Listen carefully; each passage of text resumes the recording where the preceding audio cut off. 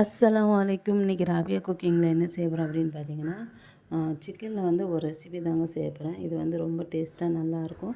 ரொம்ப ஈஸியாக சிம்பிளாக முடிச்சிடலாம். நான் வந்து ஒரு 2 ஸ்பூன் பச்சரிசி இதை வந்து நல்லா கழுவிட்டு ஊற வச்சுருக்கேன். ஒரு 15 நிமிஷம் ஊற வச்சுட்டு இப்போ ஒரு ஜாரில் இந்த அரிசியை ஊற வச்ச அரிசியை வந்து போட்டுக்கிறேன். ஒரு 10-15 நிமிஷம் ஊற வச்சுக்கோங்க. இப்போ இதை வந்து 1-2 அரைச்சிக்கலாம். இந்த பாருங்க, இந்த மாதிரி அரைச்சி எடுத்துக்கிறேன்.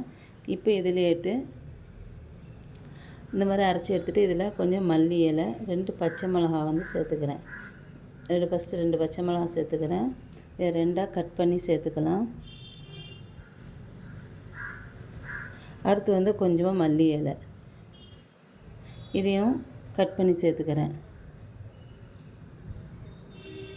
கட் பண்ணி சேர்த்துட்டு இதை வந்து ஃபஸ்ட்டு அந்த அரிசி எப்படி திரிச்சோமோ அதேமாதிரி திரிச்சிக்கணும்.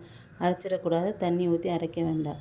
இந்த மாதிரி திரித்து எடுத்துக்கோங்க. இந்த பாருங்கள், இது எப்படி இருக்குது பாருங்கள். இந்த மாதிரி திரித்து எடுத்துக்கோங்க. இது இப்போ எப்படி செய்கிறதுன்னு சொல்லிட்டு பார்க்கலாம். நான் வந்து ஒரு மண் பாத்திரம் எடுத்திருக்கேன். இதில் வந்து நான் ஒரு 1/2 kg சிக்கனை வந்து சேர்த்துக்கிறேன். இப்போ இதில் 1 ஸ்பூன் இஞ்சி பூண்டு பேஸ்ட்டு சேர்த்துக்கிறேன். இஞ்சி பூண்டு பேஸ்ட்டுனா இஞ்சி பூண்டு 2ஐயும் நல்லா தட்டிட்டு சேர்த்துக்கோங்க. ஒரு 4 பூண்டு, ஒரு துண்டு இஞ்சி, இந்த மாதிரி தட்டிட்டு சேர்த்துக்கோங்க. அடுத்து வந்து கொஞ்சம் தேவையான அளவு உப்பு.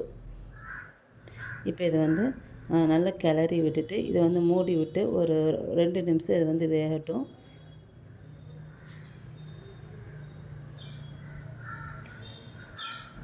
இப்போ இதை மூடி வச்சிடலாம். இப்போ இதில் ஒரு ஸ்பூன் நான் வந்து நெய் வந்து ஊற்றிக்கிறேன். நெய் இல்லைன்னா எண்ணெய் எதுனாலும் ஊற்றிக்கோங்க. நான் வந்து 1 ஸ்பூன் நெய் வந்து ஊற்றிக்கிறேன். ஊற்றிட்டு திரும்ப நல்லா கிளறிட்டு இதை மூடி வச்சிட்றேன். இப்போ இது வந்து ஒரு 2 நிமிஷத்துக்கு அப்புறம் இதை எடுத்துகிட்டு இதில் நான் வந்து ஒரு சின்ன வெங்காயமாக இருந்தால் ஒரு 7-8 வெங்காயம் சேர்த்துக்கோங்க.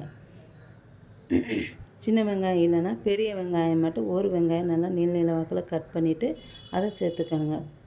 இப்போ வெங்காயம் சேர்த்தாச்சு. திரும்ப நல்லா கிளறி விட்டு திரும்ப இதை வந்து மூடி வச்சிடலாம்.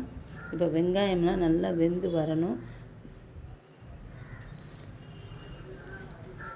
பாருங்க, இந்த மாதிரி வெங்காயம் இன்னும் வேகலை, இன்னும் கொஞ்சம் வேகணும். இப்போ இதில் வந்து ஒரு உருளைக்கிழங்கு வந்து நான் வந்து சேர்த்துக்கிறேன். மீடியம் சைஸ் உருளைக்கிழங்கு சின்னதாக கட் பண்ணிவிட்டு அதை சேர்த்துக்கோங்க.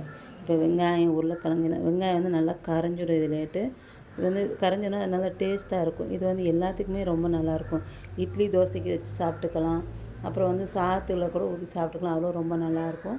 இப்போ பாருங்கள், உருளைக்கிழங்கு வெங்காயம் எல்லாம் நல்லா வெந்துருச்சு.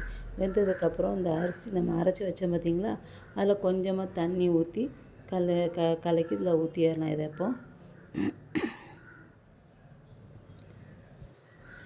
இப்போ நல்லா இது எல்லாமே சேர்ந்து நல்லா வேகணும். இப்போ இதில் 1 ஸ்பூன் ஜீரகம் வந்து சேர்த்துக்கிறேன்.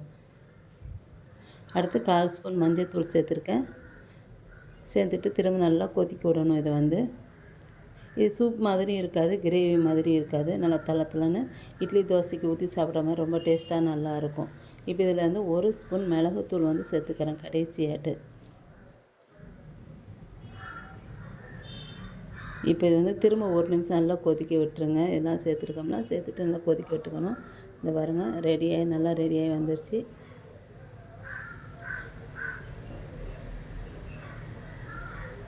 இது பார்க்க நல்லா தள நல்லாயிருக்கும். இது வந்து ரொம்ப தண்ணியாலாம் இருக்காது, நல்லா கொஞ்சம் திக்காக தான் இருக்கும். அதனால் இட்லி தோசைக்கு ஊற்றி சாப்பிட்டுக்கலாம். சாதத்துலேயும் போட்டு சாப்பிட்டுக்கலாம். என்னோட இந்த வீடியோ உங்களுக்கு பிடிச்சிருந்தா லைக் அண்ட் கமெண்ட் ஷேர்.